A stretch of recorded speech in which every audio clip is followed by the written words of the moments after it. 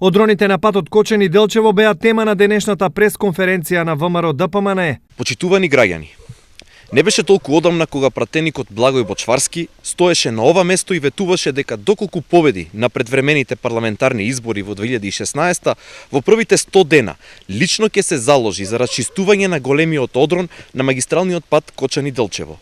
Од тогаш поминаа 10 месеци, поминаа и 100 дена од владата на СДС, а одронот се уште е на ова место. За само 100 дена, граѓаните на Источна Македонија сватија дека она што СДС им го ветуваше пред изборите е спротивно од она што СДС го прави после изборите. Денес извршната власт е во рацете на СДС, но состојбата на овој патен правец е во уште полоша состојба. Стана очигледно дека СДС ветува само за добивање на гласови, а не за подобрување на животот на граѓаните во Источна Македонија. На ова од СДСМ реагираа со писмен одговор. Новата реформска влада, предводена од СДСМ, работи според приоритетите. Се она што е рестурено, оштетено ќе санираме. Стоиме за тоа. Моментално работиме на санација на одроните. Во нашата програма е предвидено да ја подобриме инфраструктурата.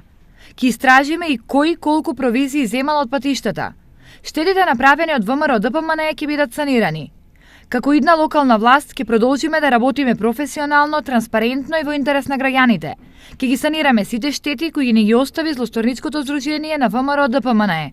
Стои во писмената реакција на СДСМ.